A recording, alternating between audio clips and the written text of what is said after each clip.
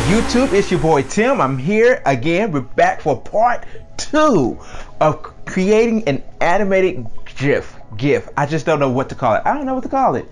But it doesn't have to be so difficult. It could just be called a GIF. But GIF. Well, but anyway. So in part 1, we took the time to create the illustration for the GIF, whatever the hell you call it. And now we're going to take that illustration that we created and we're going to bring it inside of Adobe After Effects. In Adobe After Effects, we're going to lay down a couple of keyframes and we're going to render it out in Adobe Media Encoder. And in Adobe Media Encoder, we have the option to change things around and select GIF, and then we're able to export that out of there to be a forever continuous GIF that you can post anywhere on the internet. But ideally, I'm thinking that you're probably posting this on Dribbble, since we started at the beginning with a 800 by 600 artboard. So before we get started, I just want to say, if you like this video or like what I'm doing in general, like this video and subscribe to the channel, and I'll be sure to create many more tutorials to come. Thank you very much. So let's jump on the computer and get started. Okay, so we're here on the computer and I wanted to show you what the final will kind of sort of something look like, or it should look something similar depending on how you want your animation to be. It should be like this, or it could be quicker, it could be continuously.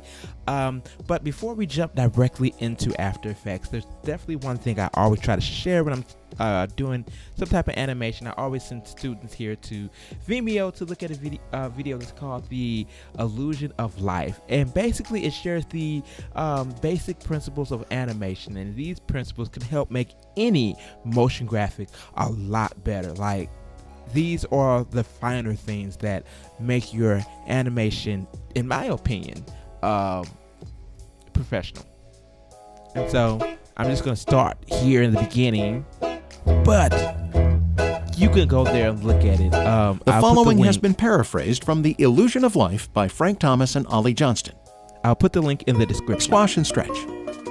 This action gives the illusion of weight and volume to a character as it moves. Anticipation. Okay, that's enough there, but you definitely get the idea and you get the point. But let's do what we came here to do today. So let's jump directly into After Effects. Okie dokie. Oh, I should have brought this up ahead of time, because I was just thinking, like, sometimes it takes a while for these things to pop up, especially since I haven't had it open. I did jump forward a little bit, and I created this and made sure I could do it, because I guess it's true what they say, if you don't use it, you'll lose it. I jumped into After Effects and I was like, oh my god, like, what did I do? Like, how do you make this easy ease thing that I used to do all the time? And I wasn't using any plugins or anything, even though I do have a couple of subscriptions to a few plugins. So yeah, and I have this going, and I have the MP4, and the MP4 is basically where I posted this to what is that? Not Instagram. So Instagram takes a video and Instagram will automatically repeat the video that you post to it. I can show you what I posted to Dribbble while we wait for After Effects to load. On Dribbble, yeah, people are sitting here liking it. Yeah, go to my profile, and so here it is on Dribbble, and it's just simple, clean. Same thing. This is what I created. And then the reason you do 800 by 600, because it gives you the ability to click into it and it gets larger. And so there's nothing better than having the largest size that it would have there on Dribbble. So yeah, here we go. So I see we now are in After Effects. So now at this point, you need to bring in the Illustrator files. You don't have to create any comps, anything. It'll create that by itself, but I'm just going to drag in the Illustrator files. I'm going to drag in. I don't know where I want them to lay. If I just want to, I'll put them down here. But you bring them in, and we want to, yeah, so everything's correct. You want to make sure that the import kind is the composition, and you want to do the layer size. If you did the document size, it would bring it in at that complete 800 by 600 size, and when you move it around, it would be 800 by 600, no matter where it is on the document. But that's kind of irritating to work with, but I've worked with it before. Now we want to hit OK. After you hit OK, these will create a pre-comp. So this is your pre-composition up here in the corner. Double clicking on your pre-comp should open it up. Here it is. Here are our files. They're right here. And so since we pre-named them, everything is laying out accordingly. Let me go back. Accordingly. So this is why I had you pre-naming from the beginning, because now you can go in and you can look at it and you can see what you've pre-named. And so here, this is basically it. This is basically it. And you can see it has the shadows and everything aligned in it because we saved the group, and it makes it really easy to work with. And I prefer to work with Illustrator and Adobe After Effects in this particular manner. So let's jump right into creating what we have here. So now we need to lay a background, and we want to do this natively within inside After Effects. So I just want you to go and create a simple from the rectangle tool white background. It should already be white. You shouldn't have to do more to it. And we're going to take that and just bring that shape layer to the back. Simple and easy. You never have to look at this again, never have to touch it again. If you brought this in and you saw that your things were a little pixelated, you can change that by turning on continuous restoration. I can't say it and I can't talk, but you understand what I'm saying. And that will make sure that the images are not pixelated here. Next, the only thing that we're going to mess with is the position of the roller. And so you're going to come over to your roller, and the keyboard shortcut for position is P.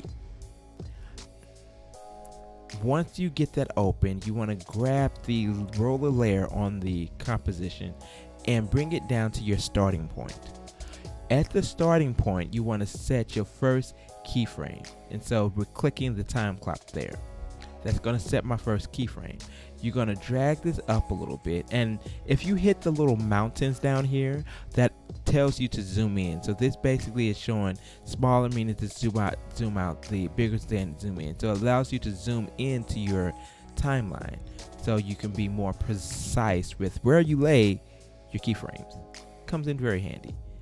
So we zoomed in, we went up a little bit, and we're going to move our roller up, and we're going to click the stopwatch. What automatically created our next keyframe. And so now we already have some motion here, but the issue is this motion is very static. And let me show you what I'm talking about. So if you hit the space bar will basically go through the action of your motion. So, oh, that's quick. But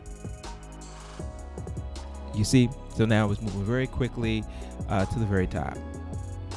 So you can move that around, and now what we could do, we could just have this repeat from here, but then that wouldn't be a very good motion because we wouldn't have it coming back down. And so what I would do to help make my life a lot easier, I take into consideration what I could copy and paste. So I can move this a little bit forward. I can come and highlight the first keyframe, Command C to copy it, and then Command V to paste it, and it will bring it back to its original position that we keyframed in the beginning. So you have this. And so earlier when I was saying if you want to be continuously, this is where you can create a continuously up and down pattern for your GIF, whatever you want to call it. So now we want to ease in, and we want to ease in easily and ease out. So you're going to right click, and we're now going to turn on easy ease. So if you go up under keyframe assistant, just hit easy ease, or you can hit F9. I could never remember what it is. So have our easy easing. Let's look at that. So now you see it's smoother. It's not up and down, up and down. So now you have some fluid type motion to your GIF. This is really cool, really great. let's go back to our original plan here. It's going to take us a few seconds just to render this within After Effects. So we're just going to go to File. We're going to export to render queue, and then within the render queue, you're going to double click where it says output, where the video is. We want to change the location, and so when we get the dialog box that jumps up, we want to save it to, yeah, we'll do the desktop, but I have to name it something different since I got a lot of stuff on there. So I'm going to be real obvious, capital roller. That should do it. I don't need a 1 or anything like that. Next, I want to hit save, and that will save it to the desktop. And then now we want to hit render. So this is going to be a couple seconds. Done. Now I'm going to bring up Photoshop. I should have had Photoshop already up. So now we're going to bring up Photoshop. We're going to bring that video inside Photoshop. And inside Photoshop, we should be able to save it as web and then export it as a GIF. GIF. This is what I should have done in the first place. But I had this wonderful idea. Oh, Media Encoder could do it. Yes, it's going to allow us to loop it. It's same company, Adobe, same company. Taught me a lesson today. I'm not talking bad about Adobe. I love them. I love the people there. But yeah, so now we are in Photoshop. I've brought in the file and it populates. We have a timeline down here, and now I'm going to hit Control, Shift, Command, and S. So Shift, Control, Command. I probably did that wrong. It probably was like Shift, Option, Command, S, something like that. Yeah, and we can change our preference to GIF, and then down here, looping options, not to once, but we can change to forever, and that's what I was looking for in the other. And it should work here. This should let you know if you're going to have any issues once it's saved. It should do a complete run through once. Yes, so we're not having any issues. It's going completely through the animation there. So now we can save it. And I'm also going to save it to the desktop as roller. Now I can go to the Get Desktop, click on roller, bam, there it is. It just never stops all day long. There we go. Okay, so even though I tried to figure out another way to do that, as you can see my fail, I definitely probably should have tried to do that outside of that, but I guess we both learned something together, that Adobe Media Encoder could do GIFs, but it doesn't have a looping option. So when they come and ask me for something that needs to be in a program, I'm gonna let them know a looping option for GIFs in Adobe Media Encoder. Well, this is the end of part 2 of the tutorial. I hope you learned something. As I stated in the beginning of the video, if you could please, if you like this video, please like it. If you want to see more, subscribe to the channel, and I'll be sure to bring you more content. And if there's something in particular that you would like me to do a tutorial on, or find more information out there for you, just leave that information down there in the description, and I would definitely do that for you.